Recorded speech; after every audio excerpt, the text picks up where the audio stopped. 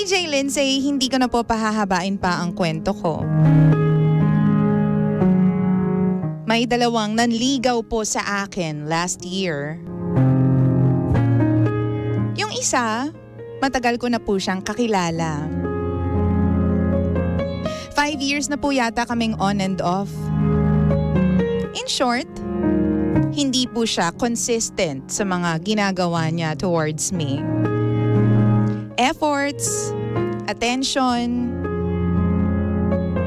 minsan meron, minsan wala. Pero last year, bigla siyang nagseryoso sa akin. Kaso that time, may pinakilala sa akin yung kaibigan ko. Magkaiba naman kami ng company ng guy na to, pero nagkikita pa rin kami. Usually, dahil sa trabaho. Hanggang sa dumating yung time na pareho ko silang in-entertain. Dalawa silang nanligaw sa akin ng sabay. Mas gusto ko si Guy na matagal ko nang kilala. Pero nandun pa rin kasi yung takot ko na baka isang araw, bigla na naman niyang iwan ako. Tapos, bigla na lang mawala. Yung tipong bigla na lang hindi nagpaparamdam. Kasi ganun po siya. Until dumating yung time na nagkausap kami ni guy number 1. Yung guy na matagal ko nang kilala. Sabi ko sa kanya, gusto kong bigyan ulit ng chance yung sa amin. Kaso, siya na mismo yung umayaw. Nalaman niya pala na pinagsabay ko sila ni guy number 2. Pinakwento niya sa akin lahat-lahat at naging honest naman ako sa mga bagay tungkol kay guy number 2. Nasaktan daw siya. Kasi all this time akala niya may feelings daw ako para sa kanya. Sobrang na-guilty po ako sa ginawa ko. Kasi alam ko po na nadurog ang puso niya ng sobra. Tapos bigla na lang daw akong makikipag-ayos sa kanya. Na parang baliwala lang daw sa akin. Alam ko naman po na mali yung ginawa ko na pinagsabay ko silang dalawa na manligaw sa akin. Pero wala naman po akong sinagot eh. Binigyan ko lang sila pareho ng chance. Ang sabi naman po ng mga kaibigan ko, hindi ko raw kailangan mag-guilty. Pareho ko po silang in-entertain. At sabi naman po ng mga ibang kaibigan ko, babae naman ako. Ibig sabihin, meron akong choice kung sino ang pipiliin ko sa kanila. Pero hindi ko po maiwasan na makaramdam po ng guilt sa puso ko. Lalong-lalo na po at itong si guy number 1, palagi pong nagpo-post sa Facebook. Pakiramdam ko po, patama sa akin. Na para bang ginawa ko siyang kabit. The other guy. Second option. Reserba. Manloloko daw po ako. And somehow, I get affected kapag nakakabasa po ako ng ganitong post niya. Mali po ba talaga ako na in-entertain ko sila ng sabay? Dapat po ba akong mag-sorry kay guy number 1? Ano po bang dapat kong gawin? Tulungan niyo po ako, DJ Lindsay. Muli, ako si Liz. At ito ang lihim ng aking liham. Lihim ng liham.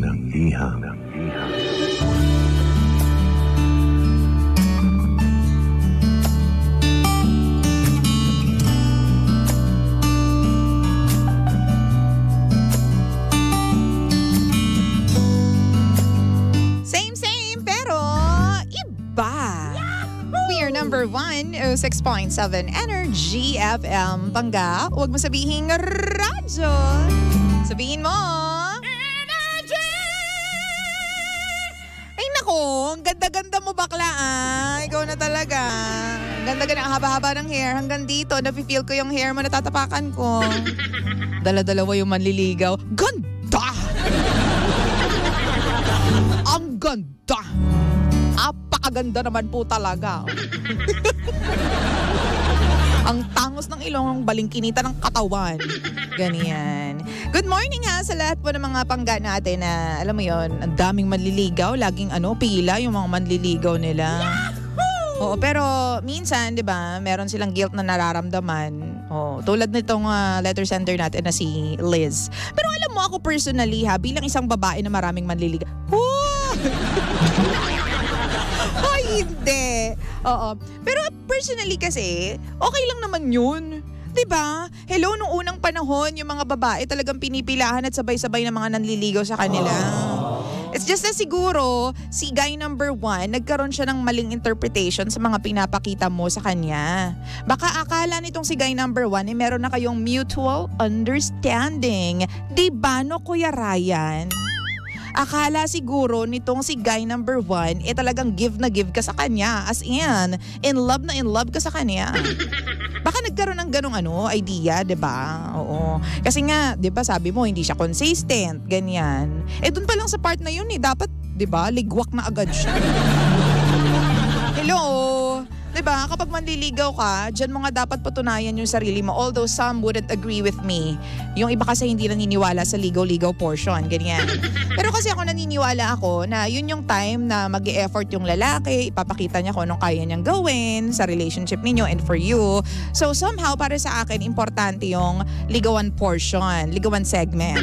But on the other hand, naniniwala din ako na may mga tao na ayaw talaga na nagpapaligaw kasi feeling nila pinaplastic lang sila noong lalaki. Tayo din naman mga babae, di ba, kapag sa ligawan portion, kunwari, bait-bait natin. Pero kapag sinagot na natin yung lalaki, after 1 year, dragon na tayo. Di ba? Feeling ko lang, may mga ganyan. So, may pagpapanggap di ba? May talent portion sa ligawan segment. Di ba? Gaano ka kagaling manggoyo ng lalaki at ng babae. Ganyan. Pero kasi, yun nga, dapat kapag nanliligaw ka at true ka with your intentions, dapat, alam mo yun, papakita mo talaga. Hindi yung lulubog lilitaw ka kapag trip mo lang manligaw sa kanya, saka ka lang magpaparamdam. Uy, wag ganun, be. Wow! Pre, wag ganun. Diba? So, well, wala akong nakikitang mali doon sa ginawa nitong si Liz. It's just na siguro masyadong snowflake lang itong si kuya mong guy number 1. Diba? Dati nga, kapag manliligaw nila sabay-sabay yung mga lalaki, diba, noong unang panahon, yung mga tsuhin nyo mag-agree with me at saka yung mga tatay ninyo, lolo nyo. Oo. Diba? Sa isang bahay, pupunta sila kasi nandun yung maganda. O sabay-sabay sila magdadala ng mga, tawag dito, sabay-sabay sila magdadala ng mga regalo. Wow! Sabay silang magsisibak ng kahoy. May ganyan. As in, patalbugan talaga kayo ng talent portion ng unang panahon. Diba? So, I guess okay lang yun. Masyado lang talagang sensitive at talagang balat sibuyas itong si guy number 1. Oo. Feeling niya kasi, kayo na. Oo, kasi feeling niya siguro kayo na. Tapos nalaman niya na, ay teka lang, bakit may isa pang manliligaw? Diba dapat ako lang? Ganyan. Sana nilinaw mo sa kanya na, uy, psst. Wait lang. Oo, wala pa akong sinasagot sa inyo. Nanliligaw pa lang kayo pareho. So bakit ka nag-a-attitude dyan? Ate ka, attitude na. So yun. Hello naman po sa lahat po ng mga nagko-comment na sa atin ha. Good morning muna kay Ate Yoli, kay Malendi Dios. Good morning din kay Winifredo Sarmiento. Good morning DJ Lindsay. Happy Blessed Monday po kay Merlin. Good morning to Lindsay. Uy, buhay ka na naman dyan, girl. Elizabeth Corpus. RJ Kim. Ekis na yan si number 1 guy. At least maaga pa lang nakita mo na yung ugali. Tama lang naman ang isang babae ay mag-collect and then select. Diba? Dapat di ka affected. Hayaan mo na siya unless nagbigay ka ng motibo sa guy na gusto mo din talaga siya. Feeling ko nga ganun, friend RJ. Feeling ko ganun talaga yung nangyari.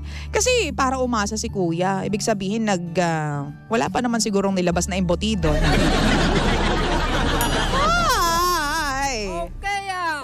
Wala pang ganong portion. Oo. Siguro may motibo pero wala pang embutido.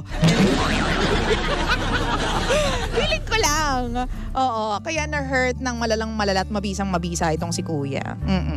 Sabi naman ni Raven Jack, magpagaling ka. May kati ka Oo. Uy, grabe naman dun sa may kati. Shoutout naman po watching from Taiwan po. Hello, Raven Jack. Sabi naman ni Ate Yoli Regodon.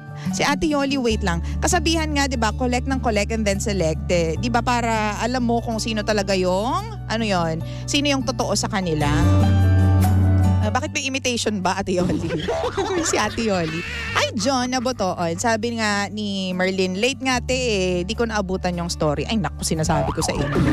Hindi naabutan ng story. Buti na lang, pwede nyong i-replay ito mamaya sa Energy FM's YouTube account. Ang taray natin doon sa part na. And along with the other programs ng Energy FM, pwede nyo pong i-replay lahat ng mga programa sa Energy FM. Puntahan nyo lang po yung YouTube ng Energy FM, YouTube account ng Energy FM, diba? Sabi ni RJ Kim, Pink Suits You, DJ L, DJ Lindsay. Uy, parang ang ganda ng pangalan na L, DJ L. Ay! Bagay pa sa akin yun, Tita Cora, DJ L. L? Lee? No, Lindsay na lang. Why? Sabi naman ni John Paul, ay meron pa niyan si paring si Glenn Santor, yung embutido. Naku, baka bulok na yung embutido ni Jimbo. So mag-comment kayo doon sa story natin, hindi sa embutido ni Jimbo kayo mag-comment. Uy, mamaya nga pala ha, syempre, ready na ba kayong makakuha po ng premyo mula sa Bingo Plus? Ay nako, tumutok lang at makinig ng mabuti dahil sa ating pagbabalik later on. Syempre, magkakaroon na po na tayo ng bunutan. Magbubunutan na po tayo ng number na dapat mong tandaan para makuha po ang premyo na 300 pesos mula sa ating panggang Bingo Plus Panalo On-Air and Online Promo. Galingan ninyo ha, syempre lakasan niyo yung radyo ninyo at saka syempre yung mga pandinig ninyo dapat sharp na sharp yan. Oo, sing sharp nung Huy! Nung Yun, DJ L, taray naman po sabi ni Jonah Batoon. Ang lakas maka-high-end. DJ L. What does L stand for? It stands for Linday. Batiin din natin, ito yung mga sinasabi ko kanina. Yung Buboy and Elsa, Car, Aircon Parts and Repair Services. Ayan, pinasulat ko kasi yung mga pangalan nila para mabati ko silang lahat. Ang taray nung napakabait ng mga tao doon. Si Kuya Jaron Mandak, Jomer Mandak, si J. Mark Mandak, si Yael Mandak. Hindi kayo magkakamag-anak ha? Diba? Si Michael Solito, si Buboy Solito, si Kuya Buboy, ayan. Si Harold Selva, si Welmer Selva, at saka sino pa to? Si Clue Justin Avillano and si Dexter Liit. Kuya Dex, si Kuya Dex, ang galing yan sa aircon, si Kuya Dex. Nasiritan nga lang ng something, barado pala yung valve ko. Sumirit sa mukha niya yung Kuya Dex, sorry na. Pagpasensyahan. So yun, Pangga, anong masasabi mo sa story natin? I-comment mo na yan at mamaya po mamaya magbabasa pa tayo pagbalik ko. Okay lang ba na pagsabayan ng isang babae ang kanyang mga manliligaw? Yan yung tanong natin for today's video. Kasi si Liz na ating letter sender ay nagigilty daw dahil nga po umasa nga yata yung kanyang guy number 1 kasi pinagsabay niya sa panliligaw si guy number 1 and si guy number 2. Oo, pag ganyan huwag ka masyadong makonsensya sa mga ginagawa mo. Dapat yung mga actions natin, pinapanindigan natin. Oo, ngayon kung sa tanong mo na dapat ka bang mag-sorry, I guess kung nasaktan siya, doesn't matter kung meron kang nagawang mali o meron kang nagawang tama, basta nasaktan ng isang tao, I think you should say sorry. Sa akin lang to ha, some people kasi will not agree with me when I say na kapag nasaktan mo isang tao, tama ka man, siya man ang tama o mali ka man o mali man siya tama ka, mag-sorry ka. Wow! Kasi nakasakit ka ng damdamin. Okay? O, ano daw ba ang dapat gawin? Oo, dito kay guy number 1. Chill lang. Yaan mo lang siya. Yaan mo lang siya. Kung nakakakita ko ng mga shared post, okay lang. E di scroll up lang. Ganyan. Lahat naman tayo entitled to express whatever we feel. Now, if he feels devastated because of what happened, 'di ba? Siguro umasa talaga siya ng malala, no? Siguro binigyan mo nga din siya ng pag-asa. Siguro pina-express mo sa kanya na may feelings ka din, 'di ba? Paano? Kapag halimbawa, nag-message siya, agad-agad ang bilis natin mag-reply mga babae. It sends a wrong signal sa lalaki, ha?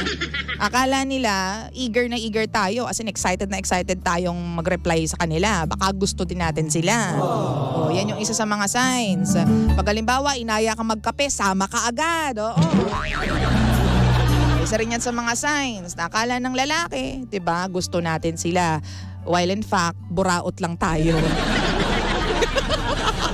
Ay, hindi ka magiging boraot.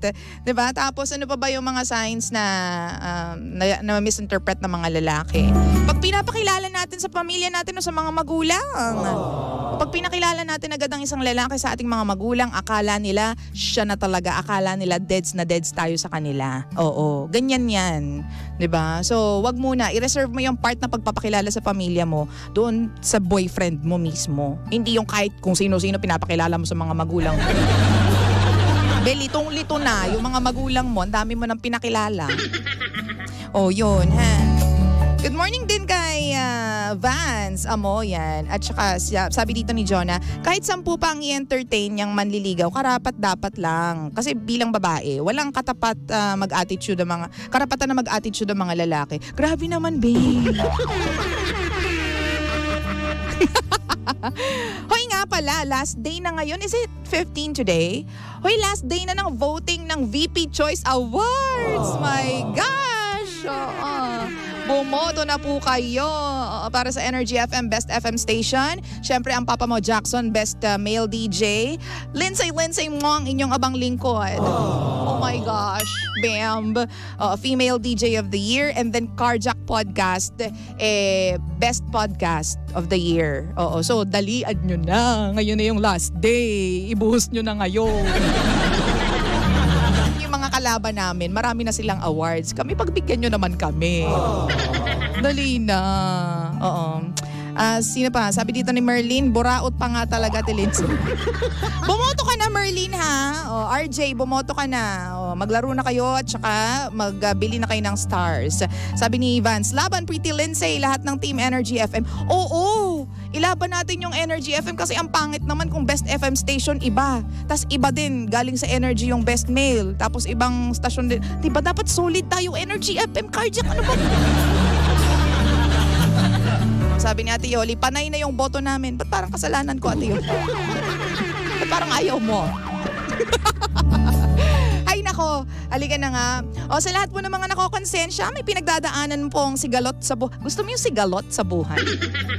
May pinagdadaanan at challenge sa buhay. Pasasaan pa, no? Sabi nga nila, no? Sabi ng mga actors dun sa actors table. Tama ba yun? Yung pinanood ko na video. Actors table. Wow! Round table. O kung ano mang shape ng table. Ang sabi dyan, this too shall pass. You may be happy now, this too shall pass. Maghintay ka lang. Sad ka ngayon, this too shall pass.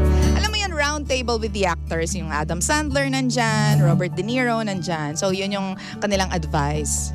This too shall pass. So whatever is happening into your life right now, always remember that this too shall pass. And at the end of the day, may rainbow. Falling up, falling Taray! Nothing sure in this world.